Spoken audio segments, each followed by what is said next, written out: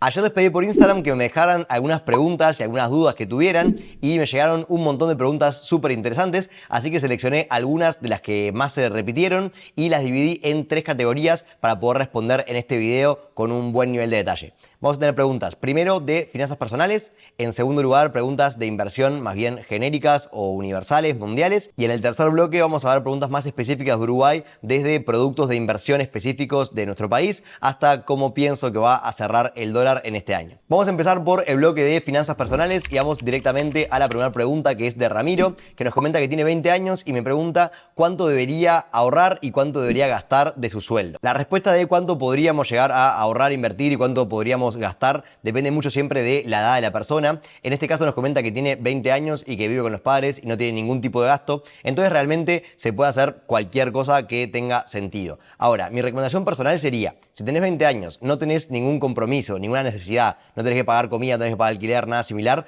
podrías destinar básicamente el 100% para educarte, formarte, empezar a invertir si tenés ganas de invertir, hacer cursos de inversión, pero también sobre todo a ganar experiencias de la vida que te permitan ganar más plata, adquiriendo experiencias que te permitan vender servicios, trabajar mejor o hacer algo similar, y también experiencias de la propia vida como viajar y vivir experiencias, porque a los 20 considero personalmente que no es una edad donde tengas que sí o sí volcar el máximo capital posible a inversiones. Si bien obviamente si lo haces va a ser muy bueno a nivel de retornos, no me parece lo mejor que alguien con 20 años deje de vivir en pos de invertir. Entonces hay que encontrar ese balance ahí. Si tuviera que apurarme y decir un porcentaje, quizás diría un 50% del sueldo podrías destinar a ahorros / inversiones, y ahí incluyendo lo que sería formación y hacer pruebas y empezar a invertir y demás, y otro 50% destinarlo a experiencias y a vivir cosas. Pero obviamente este porcentaje puede ser más o menos según lo que te divierta, lo que te guste y lo que quieras hacer. Ya si la pregunta venía de alguien un poco más grande, de 28, 30, 35 años, ya ahí sí quizás mi recomendación sería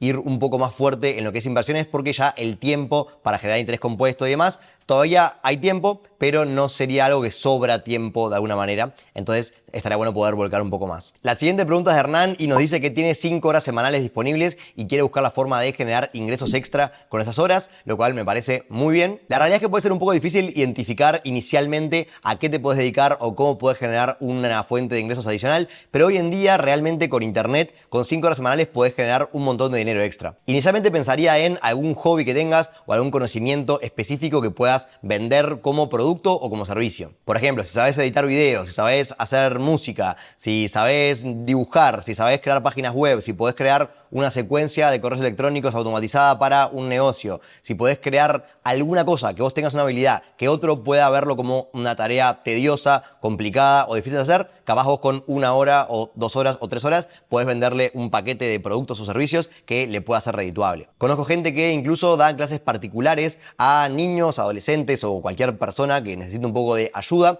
y eso puede ser una buena fuente de ingresos también con 5 horas semanales. La realidad es que más allá de las 5 horas que tenés disponibles vos, si quisieras realmente montar un imperio, podrías hacerlo contratando gente, usando herramientas de AI o de automatización o lo que sea. Entonces el tiempo hoy en día no es tan importante o tan necesario como antes para poder empezar un negocio o un ingreso paralelo. Puedes llevarlo cuán grande quieras. Pasando ahora a la categoría de preguntas de inversión no específicas de Uruguay, sino preguntas generales de inversión. Rodrigo pregunta si hay algún ETF similar al CSPX domiciliado en Europa, pero que esté enfocado específicamente en el sector de empresas de tecnología. La respuesta es que sí. De hecho hay más de un ETF enfocado en tecnología domiciliado en Europa. Uno bastante conocido y popular es uno llamado IUIT, que es el Information Technology ETF de iShares, que está domiciliado en Europa, que puede llegar a ser una buena opción si querés invertir en tecnología. De hecho, en los últimos 5 años tuvo casi que el doble de resultados que el S&P 500. Pero recuerden, retornos pasados no tienen por qué significar retornos futuros, específicamente si miramos 5 años nada más de histórico. La siguiente pregunta es una pregunta que hizo más de una persona y es: ¿en qué considero que puede ser una buena inversión o un buen sector para invertir en este 2025? Lamentablemente mi respuesta va a ser muy similar a la que doy todos los años, porque mi portafolio no lo estoy cambiando todo el tiempo. Hay personas que todos los años cambian todo su portafolio, buscan oportunidades, descartan otras y mueven todo el tiempo. Personalmente considero que es una pérdida de tiempo, un dolor de cabeza y generalmente una pérdida de dinero en comisiones innecesaria. Y si tenemos un portafolio diversificado, grande, bien armado, lo podemos dejar por muchos años para adelante sin tener que cambiarlo. Les diría que en un 90% mi cartera se mantiene literalmente igual y le sigo agregando a las mismas inversiones que ya tengo de toda la vida y la verdad que vienen performando súper bien en estos 10 o 12 años que llevo invirtiendo. Ahora, dicho esto, quizás hay un 10% de mi cartera con la que juego un poquito más. El año pasado jugué un poco más con criptos, que no jugaba tanto, tenía un 1 o 2%. El año pasado creció un poco porque subió el precio y también le puse un poquito más de foco porque me interesó un poquito más. Y este año quizás vea alguna jugada sectorial, pero en general lo hago a través de ETFs y ya hoy en día no estoy comprando muchas acciones individuales ni nada muy exótico así. Así que mi portafolio seguramente se mantenga bastante incambiado, pero los voy a ir actualizando durante el año, así que si te gusta este tipo de videos, no te olvides de suscribirte al canal. La siguiente pregunta de Felipe y de Rosana es básicamente cuál puede ser un buen curso gratuito o barato para invertir.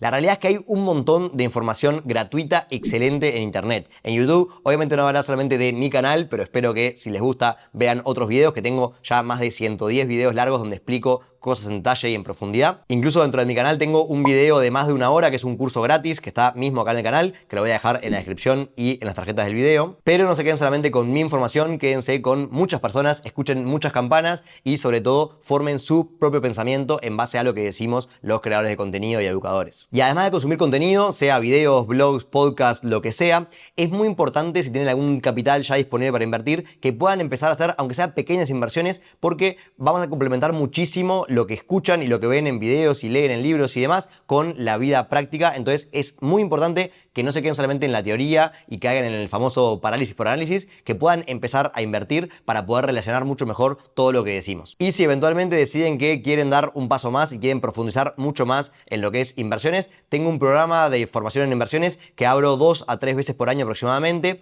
que ahí vemos mucho más en detalle con sesiones en vivo y demás, y va a ser mucho más completo que los videos de YouTube. Voy a dejar también un link abajo en la descripción para que puedan dejar su mail y que les envíe información una vez que abra nuevos cupos. Pasando ahora al segmento de preguntas específicamente de Uruguay, esta pregunta llega por mensaje y me preguntan si es conveniente pagar la patente anual para obtener el 20% de descuento. Personalmente considero que si no tenés pensado vender tu auto en todo lo que queda del año que viene, puede ser una buena idea si tenés el dinero aprovechar esto, porque no hay tantas inversiones realmente que te den un 20% de rentabilidad en pesos sin riesgo básicamente. Esto es una rentabilidad asegurada porque es un descuento asegurado que nos dan. Pero si tenés pensado vender tu auto en algún momento durante el año o tenés alguna duda de que quizás tengas ganas de hacerlo, capaz no es tan buena idea porque si bien es cierto que se puede negociar un auto con patente paga, se puede vender un poquito más caro, la realidad es que termina siendo un beneficio para el comprador y se termina negociando siempre eso, así que ahí no lo veo tan claro. La siguiente pregunta es de Javier y me pregunta si considero que hay alguna oportunidad interesante de inversión en inmuebles en Punta del Este. Justo estoy por Punta del Este en este momento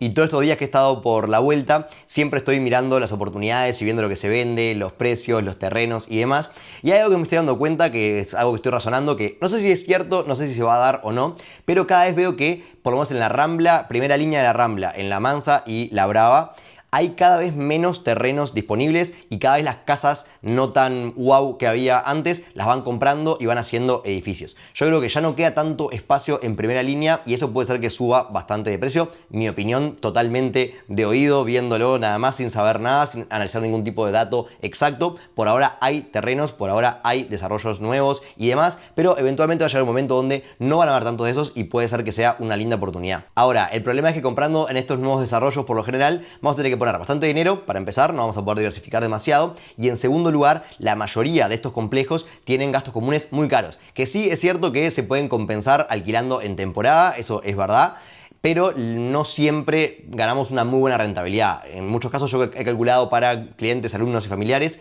las rentabilidades que ganan con su apartamento de Punta del Este, que lo alquilan toda la temporada, pero pagan gastos comunes quizás de $1000 por mes o algo similar porque tienen todo tipo de servicios, al final termina siendo una rentabilidad del 2%, pero ellos pueden venir en invierno de repente. Entonces, ganas poca rentabilidad porcentual, pero tenés un apartamento al que podés venir en invierno o podés vivir en baja temporada, podés buscar a la vuelta y cierra un poco más el negocio. Fuera de esto y fuera un poco de Punta del Este, hay un montón de barrios en ascenso, algunos ya crecieron un montón de precio, que hace 10 años no valían mucho y hoy ya valen un montón, como el caso de Mariano Buenos Aires, y como esos hay otros más, hay barrios privados que están surgiendo y demás. Creo que hay un montón de oportunidades, no soy el más experto en el mundo de inmuebles y mucho menos acá en Maldonado y Punta del Este, pero creo que sí, si las sabemos buscar, puede haber muy buenas oportunidades. La siguiente pregunta llegó un montón y de diferentes personas y es: ¿cuál es mi opinión sobre cómo va a estar el dólar en el corto, mediano mediano o largo plazo. La realidad es que predecir el tipo de cambio es extremadamente difícil y si escuchamos cada economista, cada analista y demás, van a haber opiniones mezcladas y puede haber un poco de todo y en general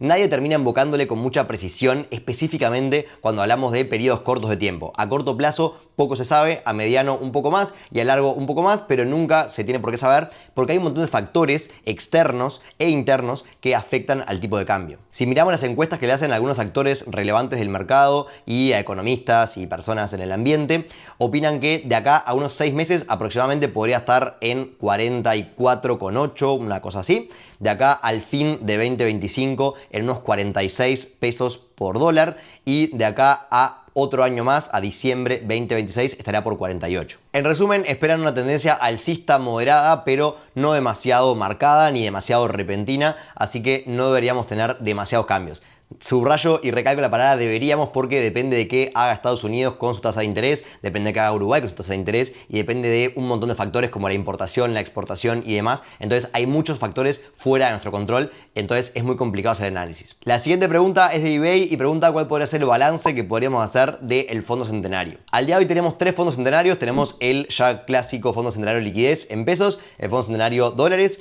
y el Ahorro Indexado. Son 3 fondos distintos, cada uno con sus pros, sus contras y sus performances. Personalmente los dos que utilizo son el Fondo Centenario Dólares, que al día de hoy es la única opción en plaza para poder invertir en dólares a corto plazo con baja volatilidad y poder mantener el poder de compra, y el Fondo Centenario Liquidez, que este es un fondo en pesos basado en letras de regulación monetaria a corto plazo, también para protegernos nuestro poder de compra. El balance que se puede hacer es que ha sido bueno hasta ahora, han dado rentabilidades por encima de la inflación, no han tenido problemas de liquidez, siempre han podido entrar y salir personas cuando quisieron, así que en general es un buen balance. Ahora sí, es cierto que apareció un poco de competencia ahora con los fondos de Itaú y algún fondo más que anda por ahí en la vuelta que hace algo parecido, así que personalmente considero que es un balance positivo desde todo punto de vista. En general, siempre que haya más opciones para los inversores me parece muy bueno y si están tomando como ejemplo un fondo que funcionaba bien para replicar ese, me parece fantástico. Cuando se replica un fondo que no es bueno, ahí es cuando vamos mal. Hasta acá llega el video de hoy y te voy a dejar por acá un video que te puede interesar. Nos vemos en el próximo.